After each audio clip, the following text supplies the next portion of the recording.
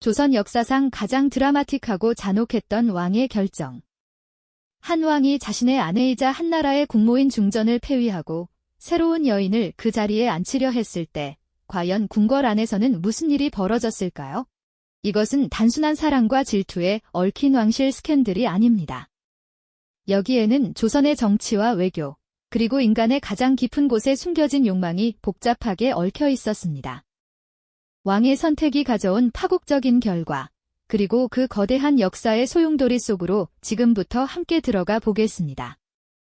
이야기는 17세기 후반, 혼란스러웠던 조선의 정치 무대 한가운데에서 시작됩니다. 1674년, 불과 14살의 어린 소년이 조선의 제19대 왕, 숙종으로 즉위하게 되죠. 아버지 현종이 갑작스럽게 세상을 떠나면서 아직 앳된 얼굴의 이 어린 군주는 감당하기 힘든 무게의 용상에 앉아야만 했습니다. 당시 조정은 선대왕 시절부터 이어진 예속 논쟁의 후유증으로 극심한 당파 싸움에 시달리고 있었습니다.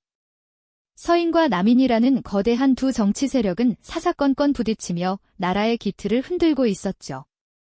어린 숙종은 옥좌에 앉아 서슬퍼런 대신들의 눈빛을 정면으로 마주해야 했습니다. 아마 그의 눈에는 이 모든 상황이 마치 거대한 파도처럼 자신을 덮쳐오는 듯한 위협으로 느껴졌을지도 모릅니다. 하지만 그는 결코 나약한 군주가 아니었습니다. 오히려 그는 이 혼란을 자신의 기회로 삼으려 했습니다. 신하들의 힘을 약화시키고 오직 왕만이 절대적인 권력을 휘두르는 강력한 나라를 꿈꾸기 시작한 겁니다. 그의 야심찬 치세가 시작될 무렵, 숙종은 새로운 국모를 맞이합니다. 바로 명문가인 여흥 민씨 가문의 여식, 훗날 인현왕후라 불리게 될 여인이었죠. 그녀는 당시 조선이 요구하는 가장 이상적인 국모의 모습을 하고 있었습니다. 온화하고 어진 성품, 깊은 학식, 그리고 누구에게나 너그러운 마음씨까지. 기록에 따르면 그녀는 궁궐의 아랫사람들에게까지 인자하게 대해 모든 이의 존경을 한몸에 받았다고 전해집니다. 인현왕후는 요란하게 자신을 드러내기보다는 묵묵히 내명부를 다스리며 왕의 뒤를 지켰습니다. 그녀의 존재는 마치 고요한 호수처럼 경랑이 휘몰아치던 조정에 잠시나마 안정감을 주는 듯 했습니다.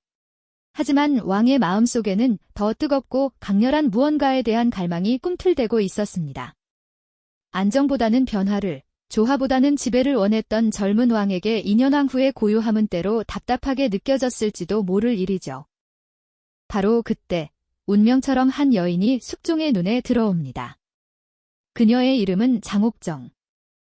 역관이라는 중인 신분의 집안에서 태어난 그녀는 비록 출신은 미천했으나 그 아름다움만큼은 궁궐 안의 그 어떤 여인과도 비교할 수 없을 정도로 출중했다고 합니다. 뽀얀 피부와 맑은 눈빛, 그리고 사람의 마음을 꿰뚫어 보는 듯한 총명함까지. 장옥정은 단순한 미모를 넘어 사람을 끌어당기는 특별한 매력을 지니고 있었습니다. 그녀는 본래 종친인 동평군의 집에서 나인으로 일하다가 숙종의 어머니인 명성왕후의 눈에 띄어 궁으로 들어오게 되었죠. 하지만 명성왕후는 장옥정의 비범한 기운을 경계하여 그녀를 숙종에게서 멀리 떼어놓으려 했습니다. 그러나 운명의 불꽃은 이미 점화된 뒤였습니다. 어느 날 밤, 깊은 생각에 잠겨 궁궐을 거닐던 숙종의 눈에 우연히 장옥정의 모습이 들어왔고 그 순간 왕의 마음은 걷잡을 수 없이 흔들리기 시작했습니다. 왕의 침실 앞을 지키던 궁녀들은 밤늦도록 꺼지지 않는 전각의 불빛을 보며 앞으로 닥쳐올 거대한 폭풍을 예감하며 조용히 속삭였을 겁니다. 숙종의 마음이 장옥정에게로 완전히 기울면서 궁궐의 분위기는 서서히 변해갔습니다. 왕의 총애를 등에 업은 장옥정의 위세는 날이 갈수록 높아졌고 그녀를 따르는 세력들이 자연스럽게 형성되기 시작했죠. 특히 그녀의 등장은 남인 세력에게는 절호의 기회였습니다.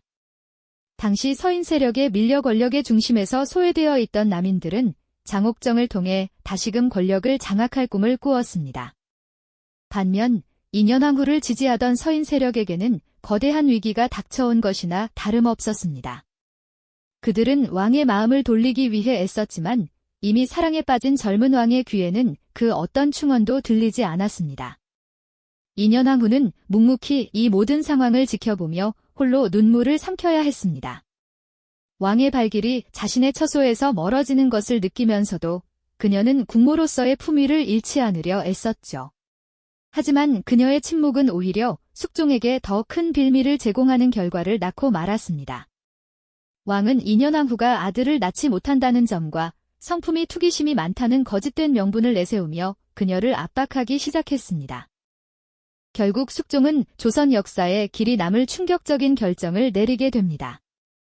바로 자신의 정비이자 국모인 2년왕 후를 폐위시키고 후궁이었던 장옥정을 새로운 중전으로 삼겠다는 것이었죠.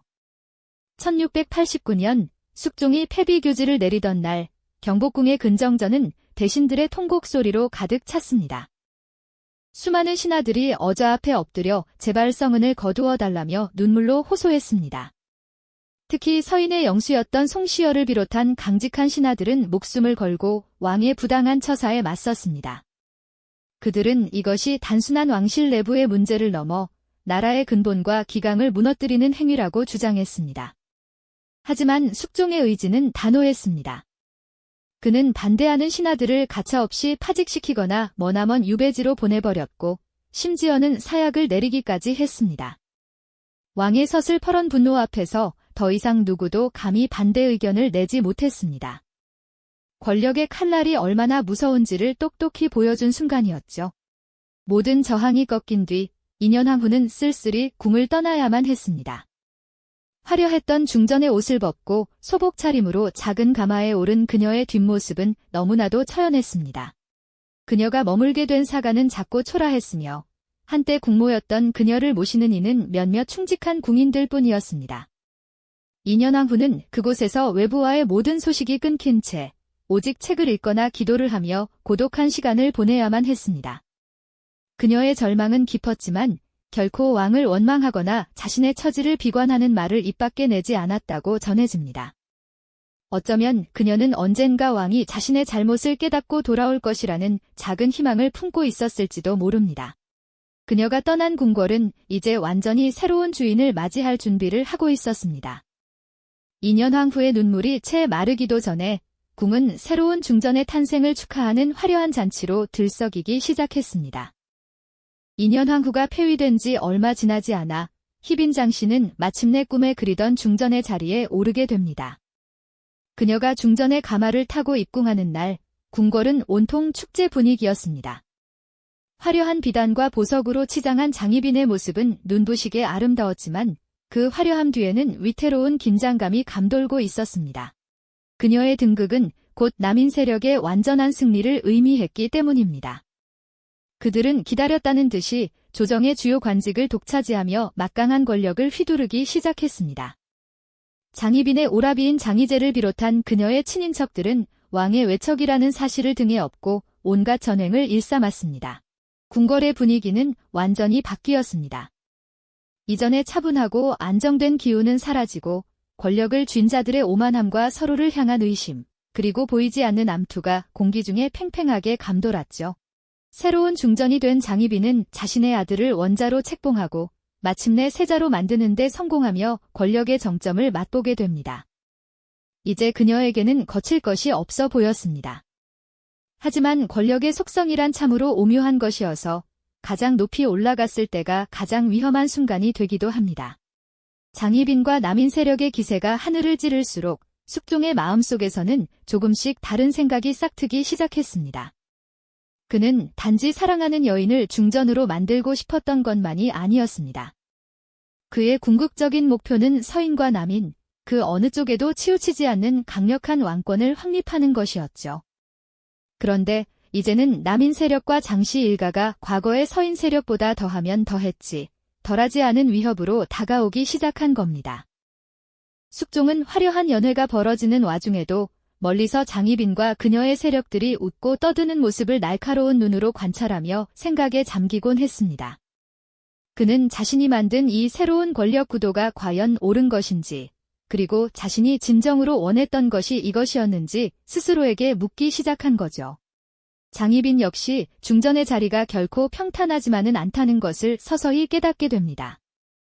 왕의 총애는 여전했지만 그 사랑 속에는 예전과 다른 차가운 계산이 섞여 있음을 느끼게 된 것이죠. 숙종은 종종 그녀의 정치적 발언에 제동을 걸거나 그녀의 가족들이 벌이는 행태에 대해 은근히 불쾌감을 드러냈습니다. 두 사람 사이에는 미묘한 균열이 생기기 시작했습니다. 한때는 세상을 다 가진 듯했던 장희빈의 마음에도 불안의 그림자가 드리워졌습니다. 그녀는 자신의 자리를 지키기 위해 더욱더 권력에 집착하게 되었고, 이는 오히려 숙종을 더욱 자극하는 결과를 낳았습니다. 한편 권력의 무대에서 밀려났던 서인 세력은 결코 이대로 무너지지 않았습니다.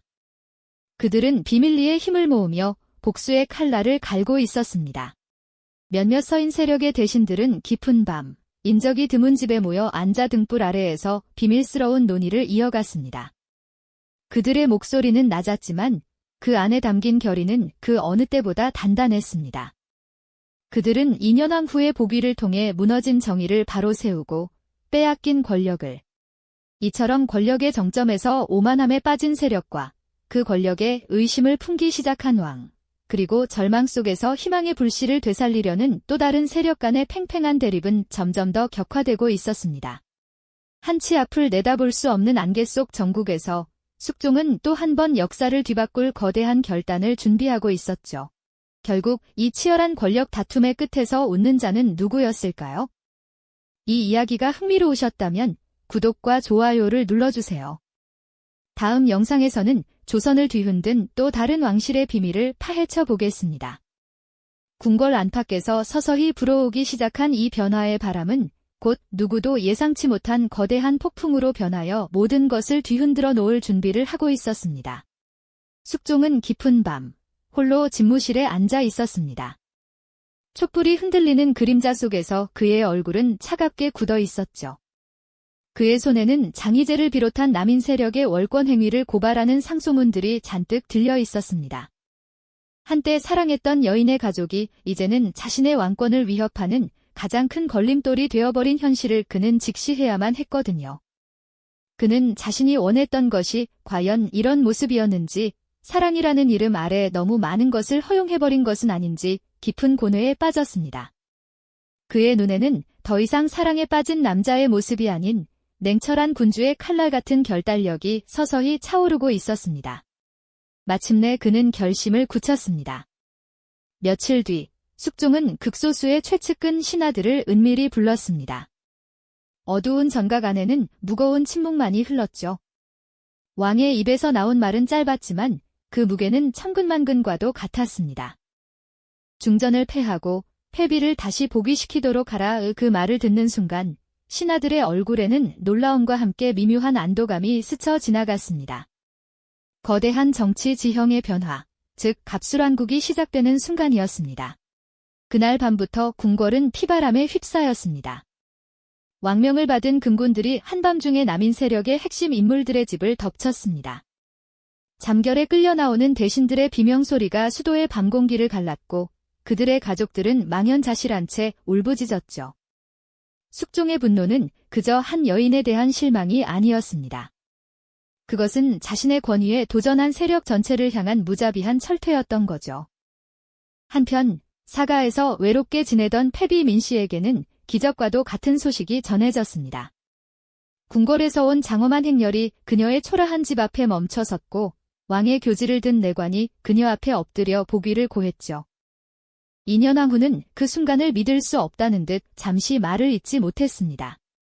그녀의 눈가에 조용히 맺힌 눈물은 지난 5년간의 서러움과 고통을 씻어내는 듯했습니다. 그녀를 모시던 몇 안 되는 궁인들은 서로 부둥켜 안고 소리내어 울며 기쁨을 감추지 못했죠. 다시 중전의 옷으로 갈아입고 가마에 오른 그녀가 궁으로 돌아오는 길가에는 수많은 백성들이 나와 그녀의 복위를 진심으로 축하하며 환호성을 질렀다고 합니다. 5년 만에 다시 밟는 궁궐의 땅은 그녀에게 너무나도 낯설면서도 익숙한 공간이었을 겁니다. 2년왕 후가 돌아온 궁궐, 그 반대편에서는 한 여인의 세상이 무너져 내리고 있었습니다. 중전의 자리에서 끌어내려진 장씨는 다시 희빈의 자리로 강등되었죠. 화려했던 전각은 순식간에 텅 비었고 그녀를 따르던 수많은 나인들은 뿔뿔이 흩어졌습니다. 그녀는 자신의 처소를 떠나지 않으려 발버둥 쳤지만 차가운 궁궐의 법도 앞에서 그녀의 저항은 무력하기만 했습니다. 한때 국모의 상징이었던 대례복이 벗겨지고 초라한 옷으로 갈아입혀지는 순간 그녀의 얼굴에는 절망과 분노가 뒤섞여 있었습니다. 그녀는 숙종을 찾아가 매달리고 싶었지만 왕의 처소로 향하는 모든 문은 굳게 닫혀 있었습니다. 한때는 세상 전부를 주겠다던 왕의 마음이 이토록 차갑게 돌아설 수 있다는 현실을 그녀는 받아들일 수 없었을 겁니다. 하지만 운명은 그들에게 평온을 허락하지 않았습니다. 궁으로 돌아온 인현왕후는 오랜 유배 생활의 후유증이었을까요? 원인 모를 병을 앓다가 결국 3년 만에 세상을 떠나고 맙니다. 1701년 그녀의 나이 겨우 35이었습니다. 숙종의 슬픔은 하늘을 찔렀죠. 그는 자신의 잘못된 선택이 결국 어진 아내를 죽음으로 몰고 갔다는 죄책감에 시달렸습니다. 그런데 2년 후의 장례가 채 끝나기도 전에 궁궐을 뒤흔드는 끔찍한 소문이 퍼지기 시작했습니다.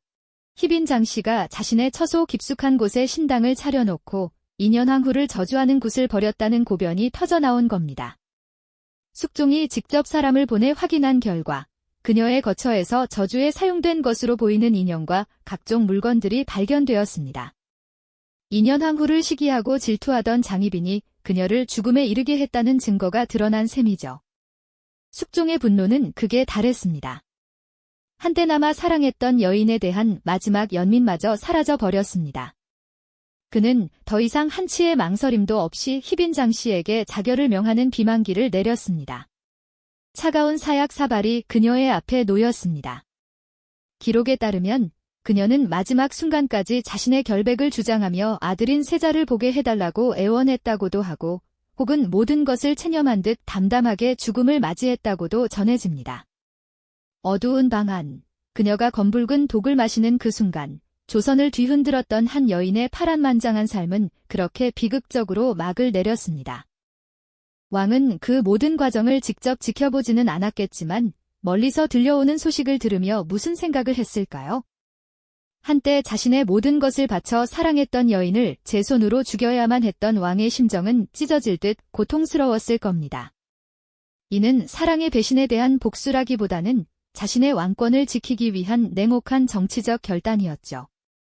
이 끔찍한 비극을 겪은 후 숙종은 후궁은 절대로 왕비가 될 수 없다는 국법을 제정하기에 이릅니다. 이는 다시는 자신과 같은 비극이 반복되지 않기를 바라는 왕의 뒤늦은 후회이자 피로 얼룩진 교훈이었을 겁니다. 그 후로 숙종은 홀로 남아 깊은 고뇌에 잠긴 채 정사를 돌보았습니다. 화려했던 궁궐에는 다시 정적이 찾아왔지만 그 고요함은 어딘가 모르게 쓸쓸하고 허무한 기운을 품고 있었죠. 밤이 되면 그는 텅 빈 중궁전을 바라보며 자신이 잃어버린 것들을 떠올렸을지도 모릅니다. 절대 권력을 손에 쥐었지만 그 대가로 치러야 했던 희생은 너무나도 컸습니다. 결국 이 거대한 권력 투쟁의 끝에는 승자가 없었습니다. 2년 후는 중전의 자리를 되찾았지만 짧은 생을 마감했고 장희빈은 최고의 자리에서 가장 비참한 최후를 맞이했죠.